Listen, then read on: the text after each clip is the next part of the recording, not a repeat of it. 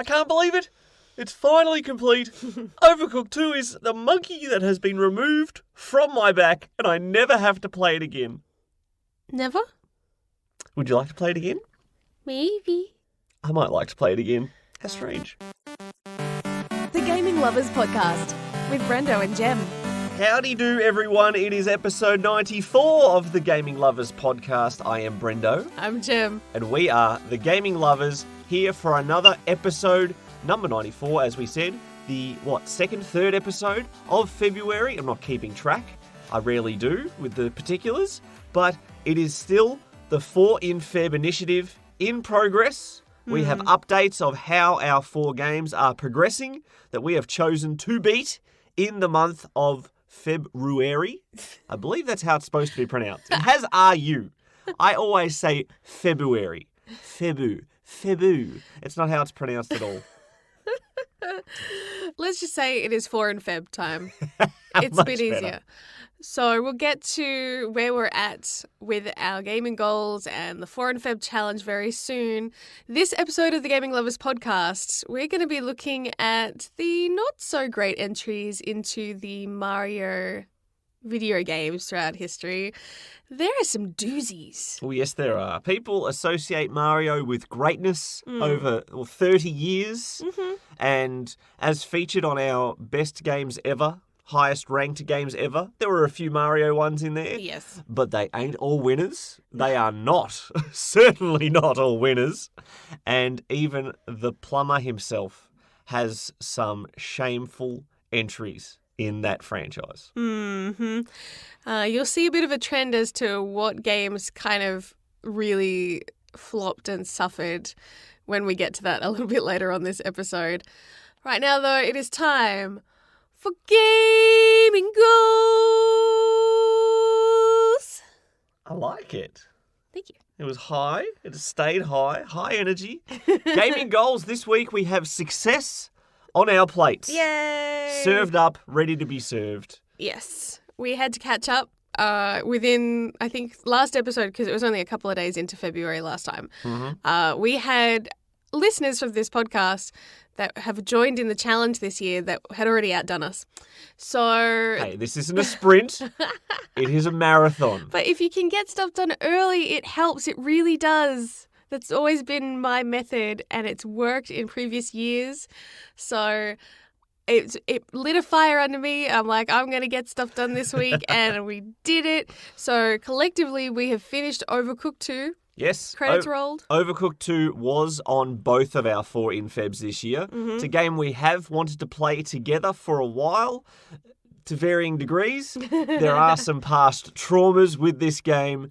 And look, you catch me in the wrong mindset, and you have a game like Overcooked where I get frustrated at my own abilities, my partner's abilities, the randomness of the game sometimes. It doesn't quite play out the way you expect it always.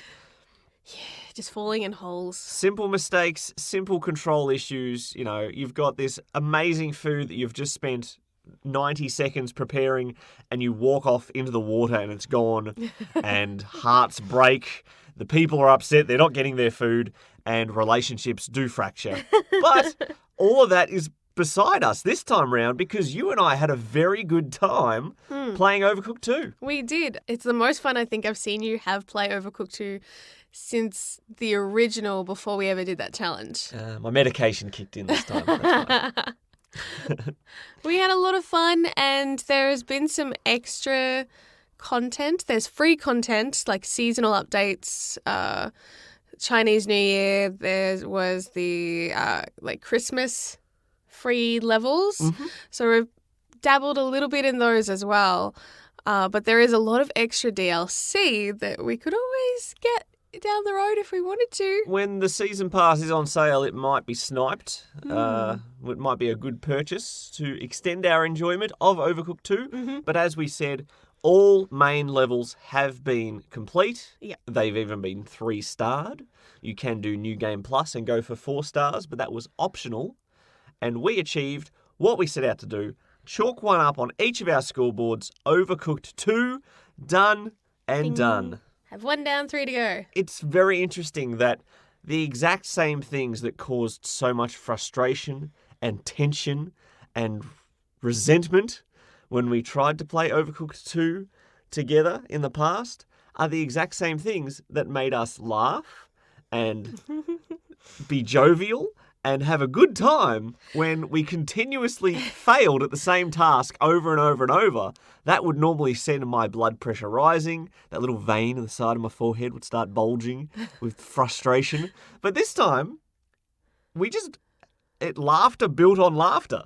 That's because there was no challenge and time limit stressing you out as far as having to get a certain score to beat Mel and Steve this time around. That is what really pushed you over the edge, I think, last time. You were so stressed about hitting that, and we only got that goal like in the last 5 minutes. Very close to failure. It was.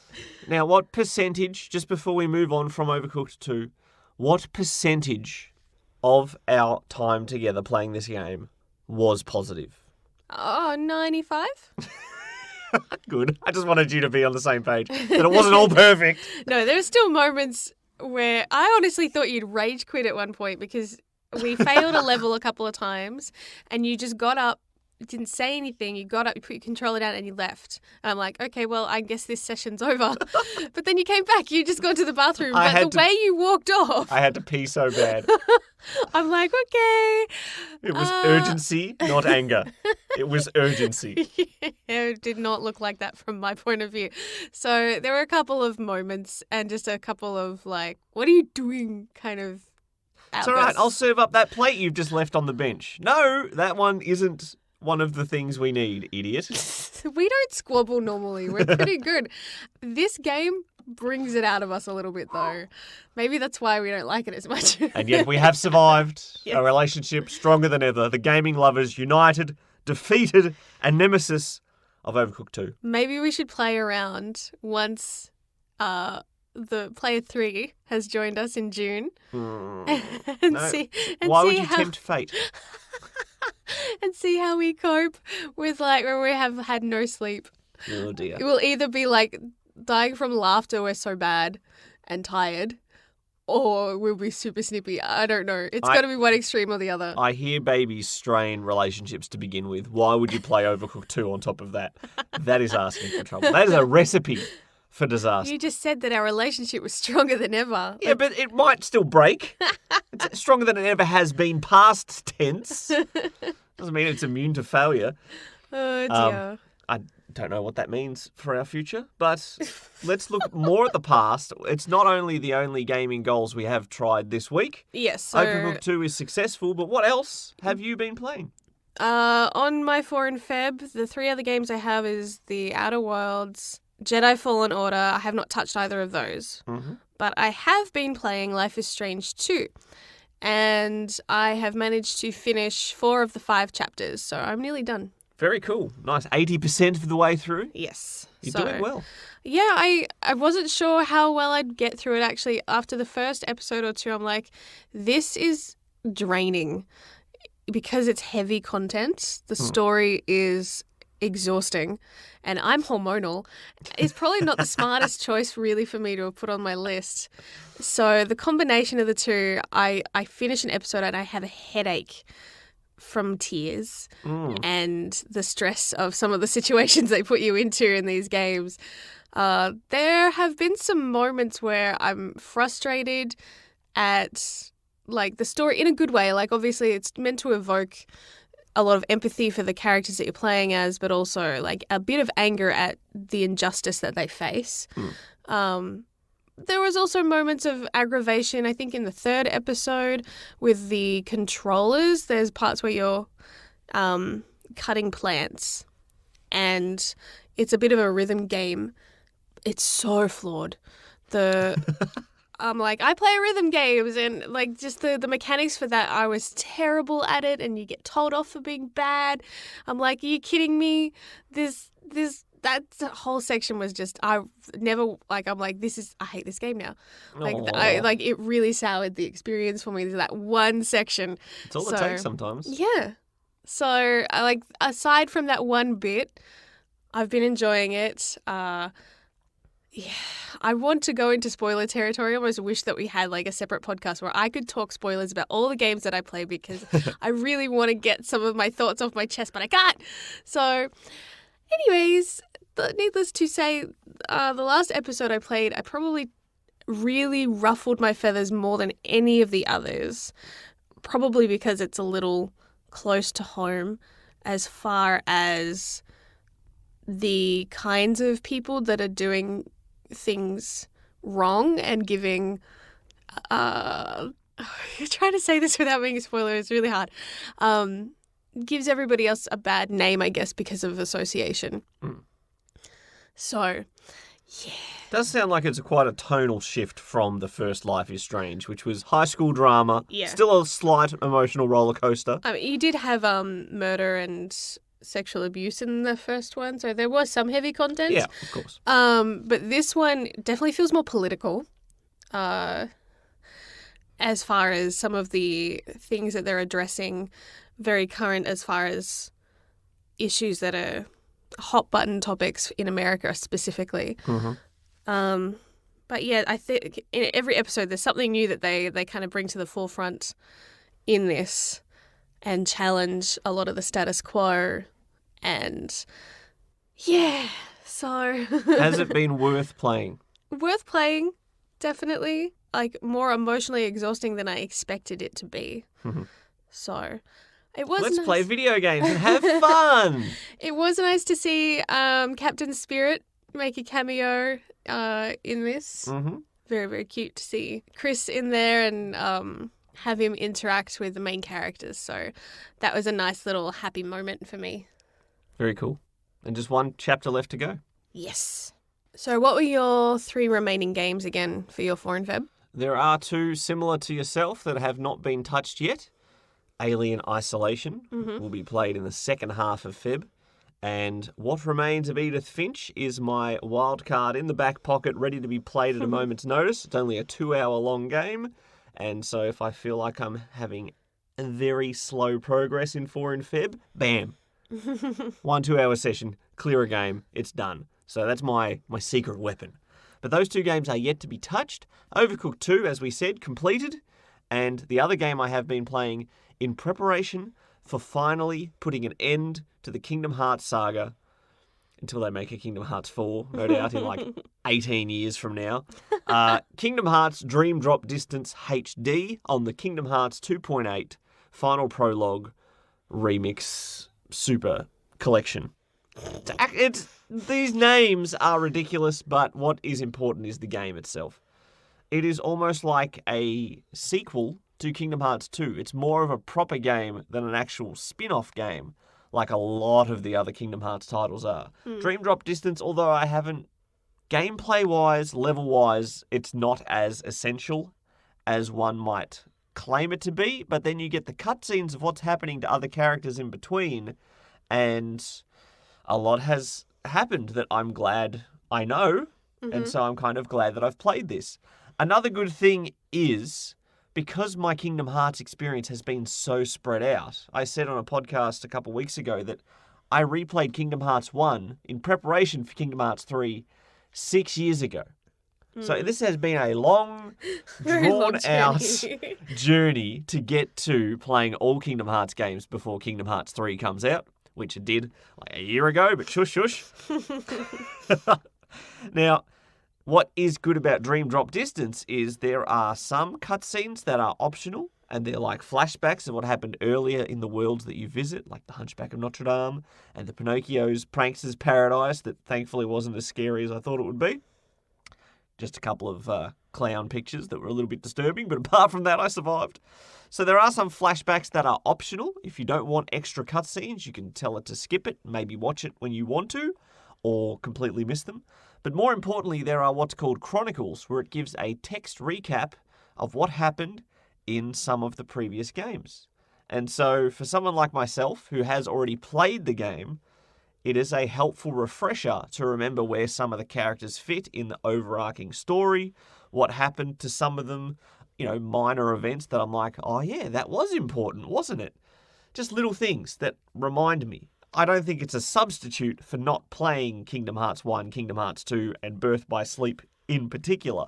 But they are helpful to just refresh the foggy memory of my aged brain.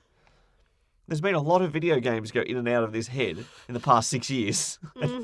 And sometimes things going in push out other things. So it has been wonderful to get a slight recap. There's still a lot that doesn't make sense about the Kingdom Hearts world and the characters and the organizations and hearts and shadows and heartless and dreams. Ugh, it's confusing. I'm enjoying it though. I have completed 5 out of 7 worlds.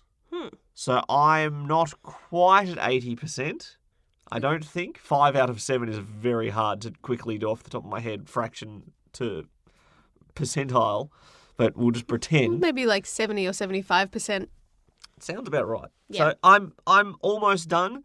As we record this, we're not quite halfway through the month, so I am still on track. One game done, one almost finished by the halfway point. And you've got an easy one in the bank if you need to. Easy one in the bank and another main game. So I'm on track. Yes. And I think you're maybe on track to finishing 4 in Feb successfully this year. And that is it for gaming goals this week.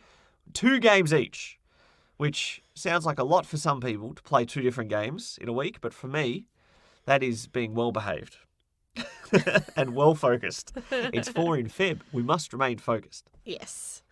And, honestly, in between all of these sessions, because Life is Strange 2 is so heavy and I can only play Overcooked 2 with you, there have been moments where I may have been playing Fire Emblem 3 Houses. So that's not disappeared. So I'm not necessarily, that's not really a goal as far as trying to finish that in Feb either. That's just been Just extra fun. Yeah, exactly. A bit of a break because I want to. And then, there's other games that are on a PlayStation, like fluff games like Stardew Valley, and you recently downloaded The Sims 4.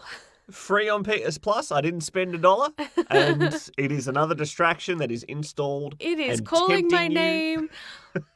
I'm like, this is bad. We have a busy month. February seems to be so busy for us. It is, and that's going to come into play in the latter half in particular of Yes. this month. We have quite a few days that we know already are not going to be video game days. So 4 in Feb, although everything looks smooth, it wouldn't be a classic story without a bit of drama in the third quarter, just to sort of build the suspense. Is it going to be completed? Is it not? Who knows?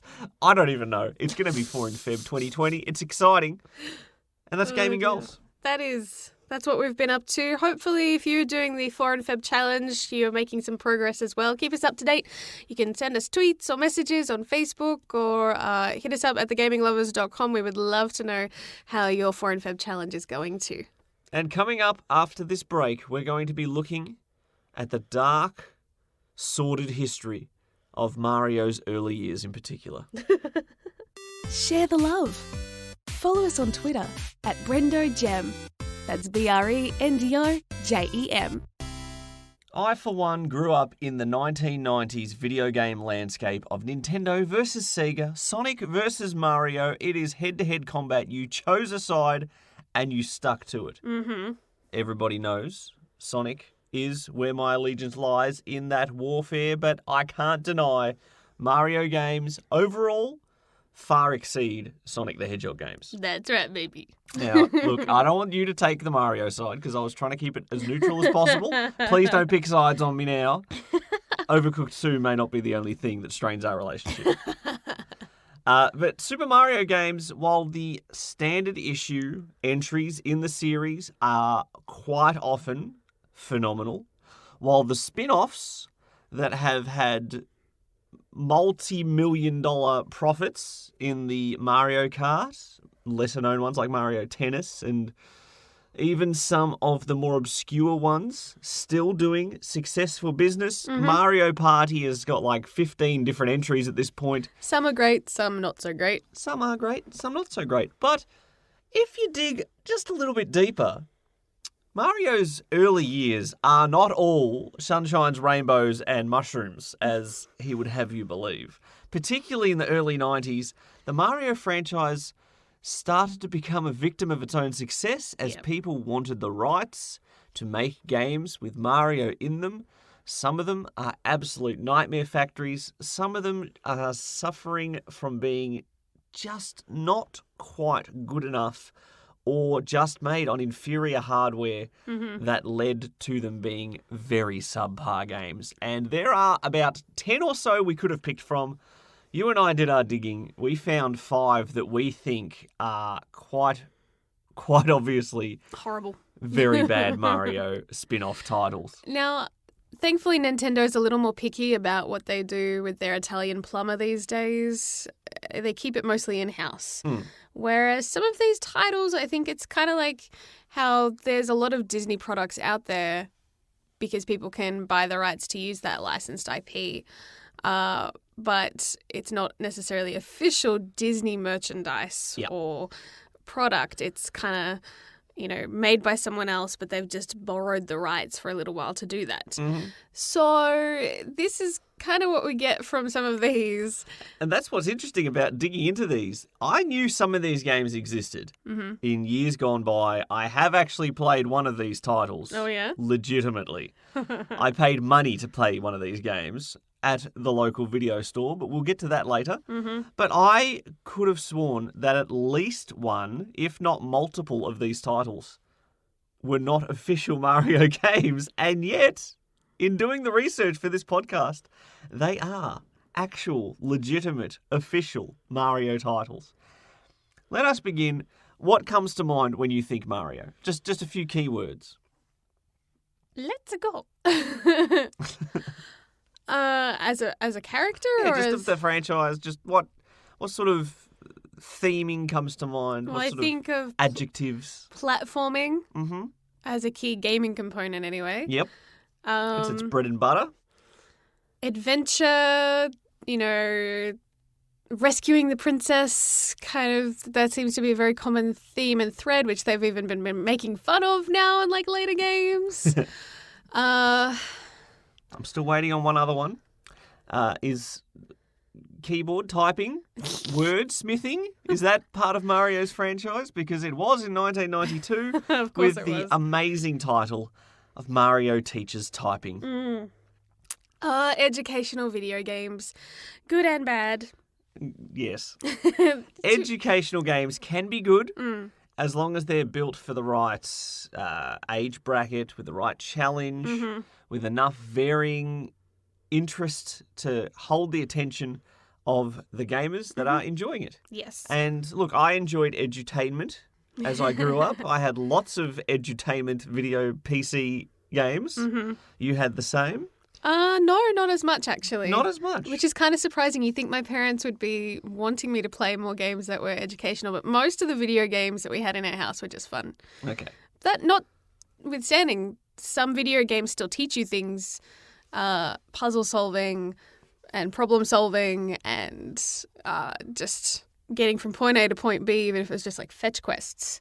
There are things you still learn from normal video games. No, wait, but how on earth did you learn how to type on a keyboard without Mario guiding you through every step?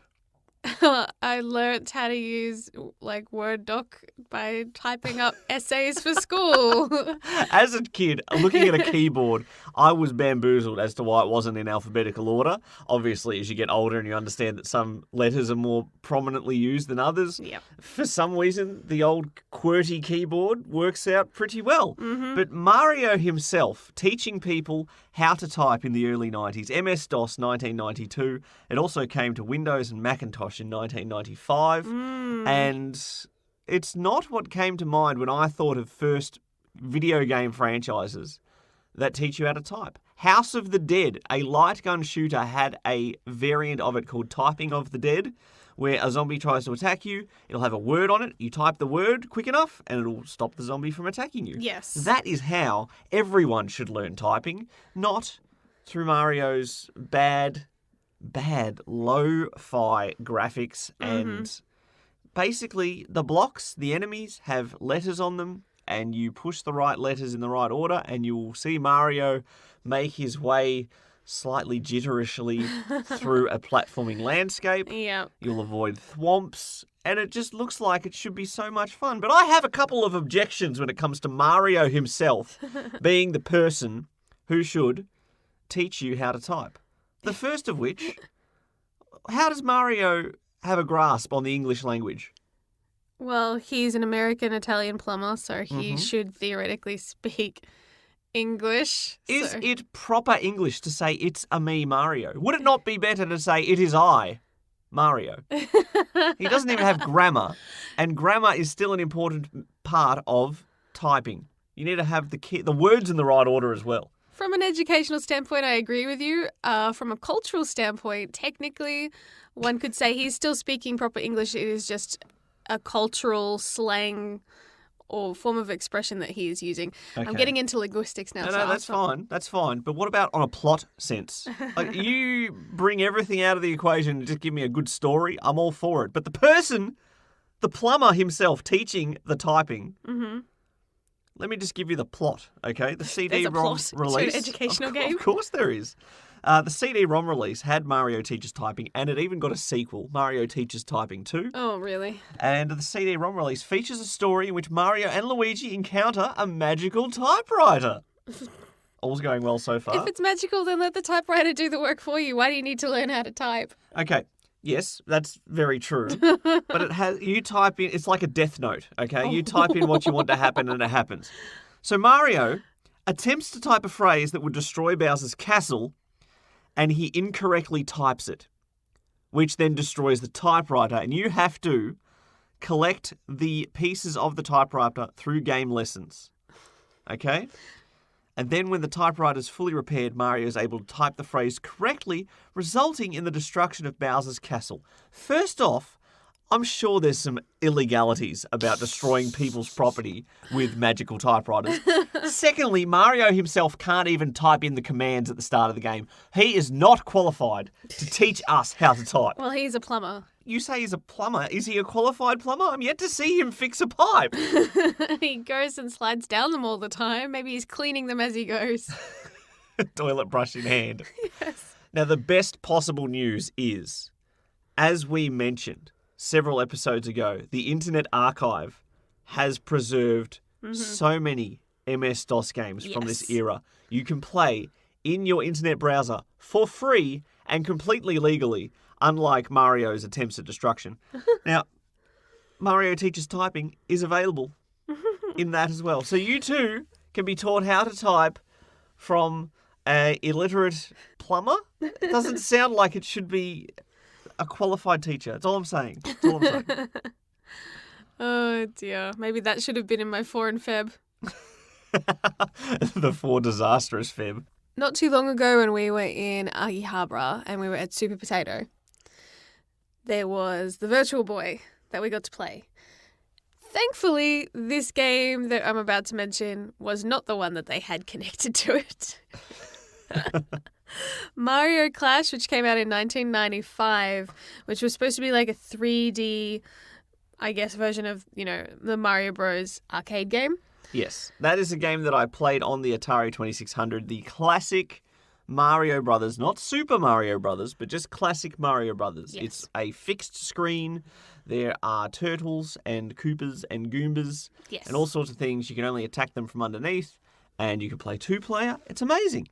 And they wanted to revive this concept for the new 3D, we'll put an asterisk there, game on the Virtual Boy. So you have a front layer and a back layer of gameplay. Trying to give depth perception. Exactly. It uses some parallax trickery to create this illusion of 3D, but there's a twofold problem with this game. Yeah. A, the gameplay is quite simple, and B, you and I played the Virtual Boy for about 3 minutes each, and it hurt my eyes in those 3 minutes. The colour scheme that they used to create that illusion as well, it kind of, weirdly, I'd prefer to almost go back to like those black and white-ish kind of screens on the Game Boy. Original Game Boy was more black and green. Yes, black and green. And that worked perfectly to create images. But for whatever reason, they had to use red. Yes. Or they opted to use red for the Virtual Boy. Mm-hmm. And red is so much harsher on your eyes and your brain. It's so much more offensive and in your face. You can't stare at it for a long time. It burns your retinas. So that did not go down well, and it added an extra challenge in that whole 3D type scope when you have items that are supposed to be moving through the different platforms. Trying to judge the space and things with that color scheme actually proved really difficult. Yes, although the environment looks 3D asterisks, all the sprites are still 2D, so you get that jarring comparison between the two. The gameplay, quite simple. There's very little variance in the challenge. You can jump on Koopas and use their shell to either throw the shell sideways at enemies, or if you go to the back row, for example, you can throw it towards the screen and hit enemies on the front plane. Mm-hmm. That's pretty much it for 99 levels. Enjoy your game.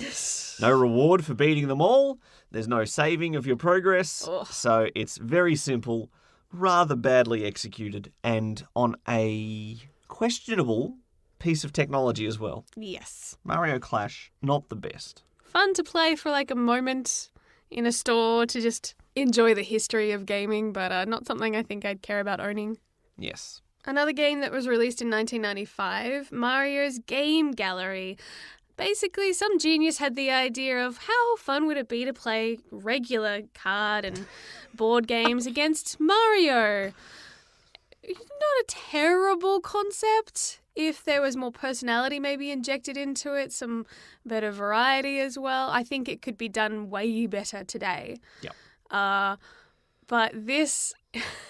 This is the Oh, exact it's so example we're stale. talking about, that it feels like a not authorised, Yes. an unauthorised Mario product. Absolutely. Somebody's grabbed the Very Mario bootleg. artwork, slapped the Mario name on it, and now I can get my little card game pack out into the world and everyone's going to buy it. It's got Mario on it. And yet it is perfectly legal. It is actually made by Interplay Entertainment. I think Interplay and I think Fallout. I think Baldur's Gate. I think Descent. I don't think of Mario's Game Gallery, and there's probably a good reason for that.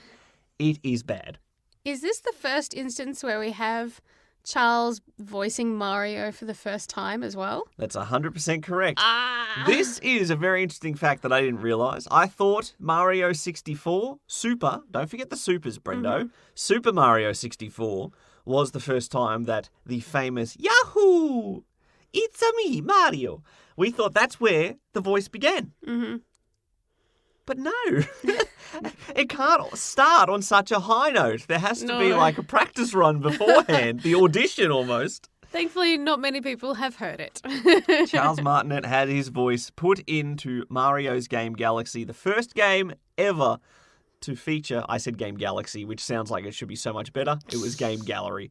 His voice featured as Mario's voice, and since then, he's gone on to always act Mario in every Mario game. There are hundreds, and he has got the credit. He's got it locked It's down. a good, solid gig.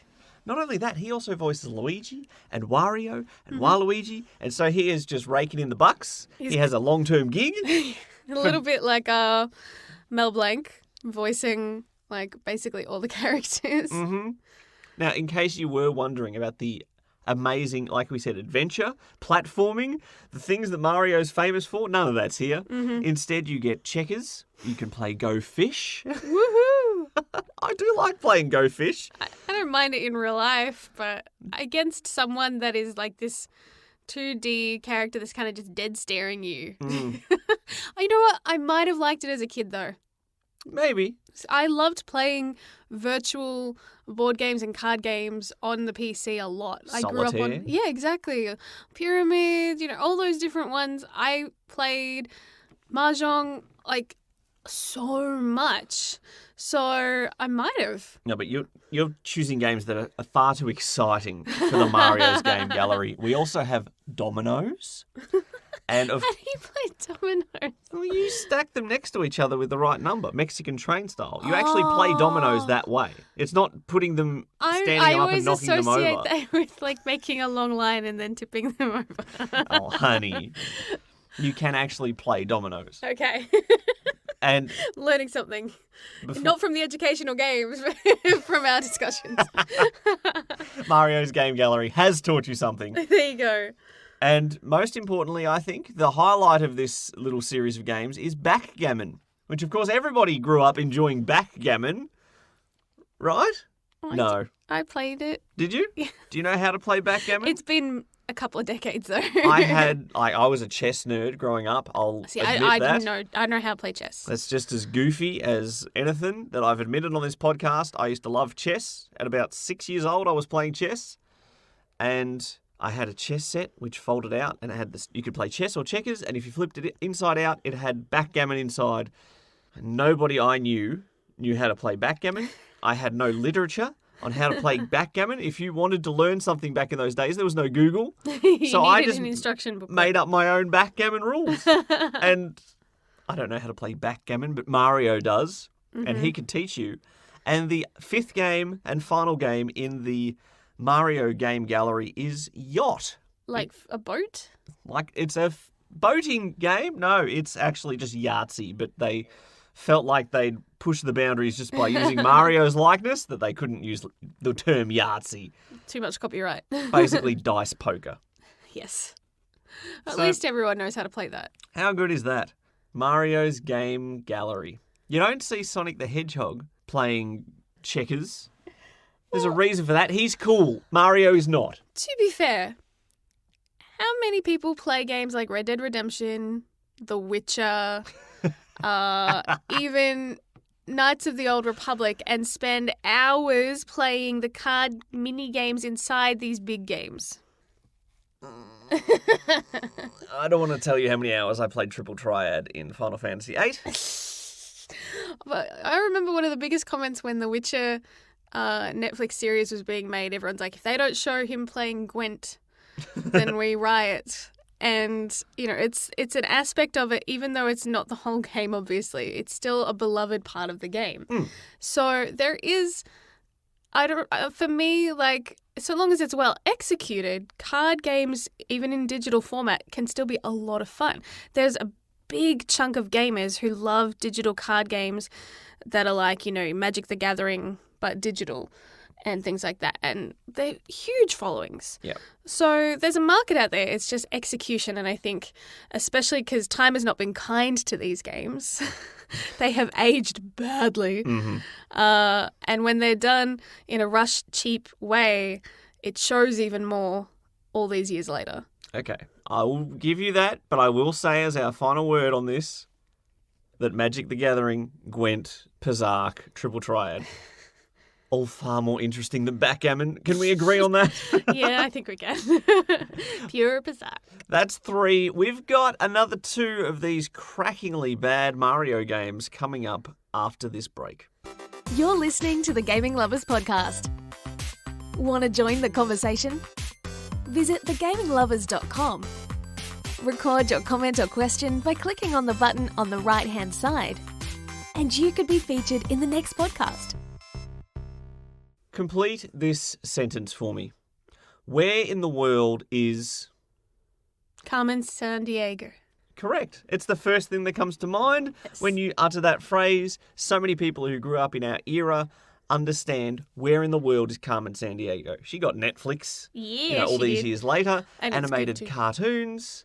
It's amazing. It's amazing. There was also Where in Time is Carmen Sandiego, and that is the history equivalent of the geography version. That is Where in the World is Carmen Sandiego. See, and a good example of a video game that is also sneakily educational. Educational. I grew up playing Where in the World is Carmen Sandiego on my Rust Bucket 286 MS-DOS computer, and I had a little notebook which would have a page for Greece and we'd draw the flag of what Greece's flag looks like and what the capital is and, what countries border it and all these sort of things. I learned a lot about geography from Where in the World is Carmen Sandiego.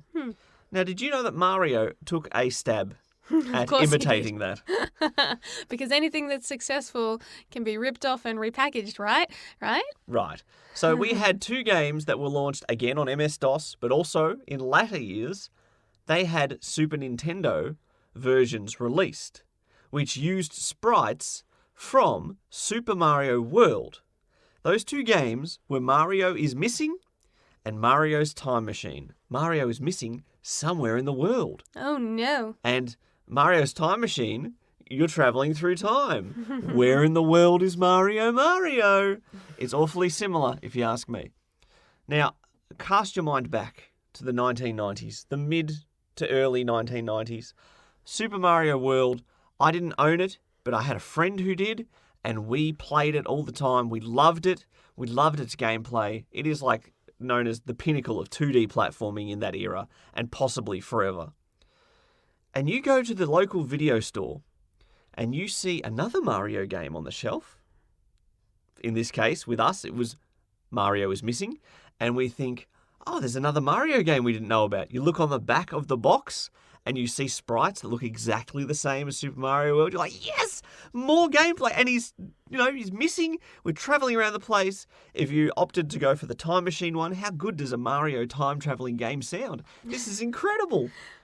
Again, execution is key. Execution is key. You got suckered into playing an educational title like I did. And see, again, educational, not necessarily bad. There are some fabulous games, especially in recent times, of games that have a lot of rich history that, delve into things like World War One. Mm-hmm. Valiant Hearts. Yes. Amazing game, fun to play, heartbreaking story. There's a bit of fake narrative to go along with, real life historic events. Yep. But, the way something is done is always going to be the linchpin. Holding it all together. Exactly. So you have side-scrolling action to a degree. There's no platforming. You just move Luigi around. In Mario is Missing, guess what? Mario is missing. This is Luigi's starring role. So get this for a plot. Again, I'm all about the plot. If you give me a good plot, I'll play any bad gameplay, no problem. I can endure bad gameplay for a good plot. But Bowser decides to use climate change as his latest and greatest plan. He's going to melt the ice of Antarctica using hairdryers. Okay? That's going to flood the Earth so he can steal landmarks, and that is probably going to cause billions of deaths. Now, look, say what you want about Bowser's previous plans of kidnapping and trying to steal the throne of the Mushroom Kingdom, but this is a little bit too far, I think, for Bowser. Billions of people could die. He could ruin the Earth forever. Yeah, and destroy it for himself as well. Using hairdryers in Antarctica. I hope he's got plenty of, backup power to use those hairdryers. Otherwise, his plan's not going to go very well. So you travel a lot across the world trying to replace landmarks to their rightful place, and everyone's happy. With Mario's Time Machine, you are traveling through time to give back artifacts that have been stolen that are supposed to get returned to the most important places, like Leonardo da Vinci is missing something to finish off the Mona Lisa. You have to return it as Mario. Real life people interacting with a very small, short, little stumpy plumber. Because he's using his 2D sprite, and yet Leonardo da Vinci's rendered like a full proper human, 5 times his height. Well, they do that in a lot of mixed animation and live action kind of movies where you've got that jarring interaction. Like the Sonic movie coming out soon. Yeah, well, hey, this week, baby, get excited.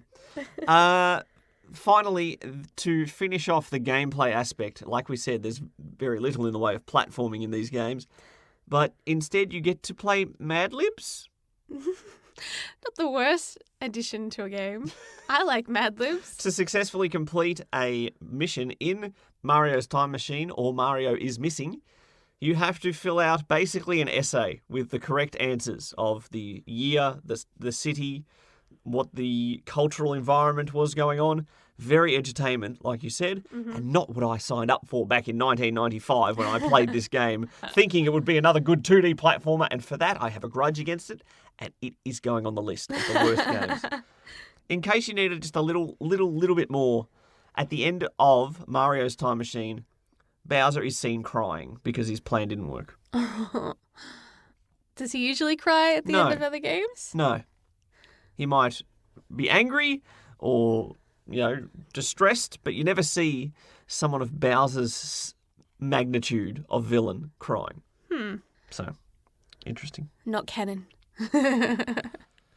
For our final and worst Mario game that was ever made, for so many reasons, we were in complete agreement with this one. Hotel Mario. 1994, that abomination came out with seriously some of the most awful cutscenes ever. The animation is just so hokey. It makes the live-action Mario movie not look so bad. The voice acting is a little shoddy. A little shoddy. I'm Mario trying to be sounds kind. like he's been a heavy smoker for years and he's a mafia hitman. That's what his voice is like. There's no joyful Yahoo! Mario is like, hey, Luigi, we gotta go take care of business. You know what I mean? The boss wants to hit on him. You know what's kind of sad in a weird way? Him being linked to the mafia as an Italian plumber would make more sense. For him then being out there fighting Bowser versus this happy-go-lucky Yahoo Mario. Now, this is another interesting tale of how this game even got made and got even licensed, because during the Super Nintendo era, CD-ROMs were starting to become the next data storage thing. Nintendo went into a deal with Philips, the entertainment company. The combination of the two companies were going to make a CD add-on for the next Nintendo system. And Nintendo, after a while, pulled the pin on it and said, actually, we want to back out of this deal. As part of this settlement to back out of such a contract, Philips said, we'll let you out of this, but you have to license your characters for us to use on our own console, the Philips CDI, one of those very obscure consoles. We saw one in Super Potato, and yes, did not last. But as a result, we got 3 Legend of Zelda games that had the same style of cutscenes, which are absolutely atrociously done. Looks like an MS Paint animation gone badly. Yes. And most importantly, we got Hotel Mario, a single-screened puzzle game where you have to go up and down elevators to close all the doors in the hotel. Woohoo! That's exciting gameplay. Close those doors. Now, there's speculation as to why you have to close these doors. And of course, I think it has to do with Bowser and climate change again.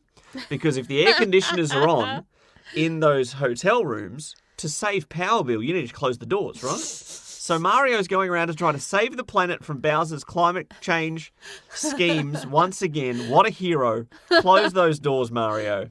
That is your entire gameplay loop. Go up and down escalators and close doors. And enemies can open doors, but you then have to close the doors again. And that is it. Hotel Mario, bad. They had to sell their soul and go, all right, you can use Mario for your next game. How bad would that make you feel as a company? Then they release a game this bad with cutscenes that are that bad, and they have been memed within an inch of their life in this generation. Absolutely. It's definitely been a memorable black mark on Mario's history. People diss Sonic games. I'm just saying. I don't think we've seen anything this bad from Sonic the Hedgehog, okay? Don't go digging, though. Don't go researching that. It could well be the case. Boom. Yeah, Sonic Boom's terrible. There's so many more I could list. But, yeah, no franchise is perfect. Of course not. And I think with something that's been around as long as Mario, of course there are going to be not only legit like Nintendo entries that don't live up to the hype or the reputation that it's established, but when you've got so many people wanting to license that IP and use that so that they can basically guarantee sales, is all they're doing. Of course, there's going to be a lot of trash, that comes with it. So. Mario has been in over 200 games. Yes. And so there has to be some that are a bit sketchy, a bit Yes. horrible, a bit underwhelming. We've found them. We've told you about them. We've either warned you or driven you to be curious about them, in which case you're probably going down the pipe to find them anyway. You're welcome. But the ratio, seriously, of good to bad. Oh, yeah. Mario still has way more of good gaming content in its corner than bad. Oh, for sure. So Absolutely. And I'm not denying that. But it has been an enjoyable task to dig a little deeper than we thought we would. 1990s Brendo is proud of me for showing the frauds that Nintendo are. And no, not at all. You'll notice that all those terrible entries were in like the mid-90s. And only, I believe, the Mario is Missing and Mario's Time Machine were actually released on a Nintendo console. The rest were on computers or the Philips CDI. Mm-hmm. So Nintendo have done a pretty good job of defending their turf. Yes. But they got into deals with two different companies to make that CD add-on. Yeah. The first being Philips, the second being Sony. Both of them bit them in the butt. What has been the greater disappointment between the two? The fact that A, Sony thwomped them when they released the Sony PlayStation, or B, that an abomination like Super Mario Hotel, now I've added a super where it didn't deserve one, Hotel Mario. Oh, goodness. It's so bad. I think Sony, being one of Nintendo's key rivals to this day, is still a bigger deal than the blemish that is Hotel Mario being out there. Most people don't even know it exists, and they've done a good job of letting that die. So, yeah, I think Nintendo have learned a lot from those business deals over the years. Yeah, you'll notice all those games came out like 92 to 95. Yep. They learned their lesson for sure. Definitely. And anything that comes out in-house, I think the worst score you really see a in-house Nintendo game get is like in the 70s, which is still a good game. So even if it's like one of those Olympic games, which aren't always the most fun, they're still not terrible compared to, especially when you compare them to these. So yeah, sometimes it's just amusing to look at really bad stuff. Oh, totally. Who doesn't enjoy watching, a wreckage? That's why some people go to car races, is to see some smash. Sometimes we play bad video games because they're a disaster. Share the love. Like us on Facebook at facebook.com/thegaminglovers. So which of those 5 games will be featured in your 5 in March? No, that's not a thing at all. None. Don't forget Mario Teacher Typing is free to play on the Internet Archive. 4 in Feb is going to govern our future tense gaming goals for our next 7 days. What do we intend on playing? We have 1 and a bit games of our 4 in Feb ticked off each. Yes. So what, my dear, is getting the focus from you in the next 7 days? I think Life is Strange 2, Chapter 5, easy to tick that off. That's going to be a given. Yes. So then I just have to figure out what I want to jump into, whether it's Jedi or The Outer Worlds. Happy to take some votes if people have one that they'd rather hear me talk about or get started, or what they think is more of a priority. I have technically started Jedi Fallen Order. But it didn't hold your attention. It's not that it was bad, I just got distracted. I love Star Wars, that's the thing. Yep. I'm like, how did I get distracted from Star Wars? I just don't understand. Maybe I need to watch some Star Wars and get back into that headspace. But I also know that I will love The Outer Worlds, but I am a completionist, so trying to get that done and trying to juggle. I know that I don't think I'll be able to juggle 2 games at once because they'll both be pulling me either way, and I'll love one and resent the other for distracting me. So if I just get one at a time finished. If you had to put your word to it, which is not going to be binding, so it's not putting your word on it. But which way are you leaning now? If you finish Life is Strange 2 today, what would you go to next? Oh, I feel bad for saying this, but The Outer Worlds. Don't feel bad. I'm really looking forward to it. It's been something I've been very, very excited for. So, yeah, I don't know. Why do you feel so bad? Well, because I have started Jedi Fallen Order and I should finish it. I should have finished it ages ago, honestly. So I just feel guilty that it's still kind of hovering over my head. Maybe a break is what you needed from it, and you'll do that by playing other games. Who knows? Maybe. For myself, I'm going to attempt to beat and finish Kingdom Hearts Dream Drop Distance this week and start Alien Isolation, a game that is going to be quite scary. I might consider streaming my entire run of it online. We will see, because I don't know how well I'll be able to control my voice chat. If I have a live mic, who knows? It's going to be scary. I am considering starting on hard difficulty, as recommended by the game developers. So whether or not that blows out my playtime by 5 or 6 hours due to the difficulty raising, who knows? But I reckon I can still squeeze it in by the end of Feb. So I'm going to start Alien Isolation on hard and keep Edith Finch in the back pocket in case of emergency break glass. Because that way, look at it this way. If I go through to the 28th, the 29th of Feb, I forgot there was a leap year. If I go through to the 29th of Feb and I still have only beaten 2 games, I can then go, bam, Edith Finch. And it looks impressive because I've done 3. Well, last year you did 3 as well, and you said that this year you were going to finish 4. I am. So that's the goal. I honestly think this year you've chosen smartly and that you have games on your roster that I believe you can get done this month. And I have done well so far in rostering the games this year. We've finished Overcooked. Yes. Our combination gameplay is done. We can alternate time on the consoles. We can do double gaming if needed. It's all good. 4 in Feb is looking on track for 2020. Yes. But that's not the only gaming goal we're going to have this week. There's something a little extra. Oh. Because it is Valentine's Day coming up. And for our Valentine's Day this year... I get to go see the midwife. No. Well, you do. But that's not the only thing you get to see. You also get to see the long-awaited Sonic the Hedgehog movie, which comes out this week. We're going to give the full recap on if it's a hit or miss, which parts are hits, which parts are misses. Next week's episode is going to be all about the Sonic movie. Yay! Get excited! There have been good video game movies before. I couldn't name 3 of them, but there are some. There's usually better fan-made ones than there are Hollywood-made. But anyway, at least they listened to fans and fixed Sonic's appearance. That's right. So That's at the a very plus. least, that is reason enough to go thank them and go see the movie It cost for them listening $5 million to to go fix it. fix it. So we need to Wouldn't give have them cost our that tickets. if they'd done it from the start.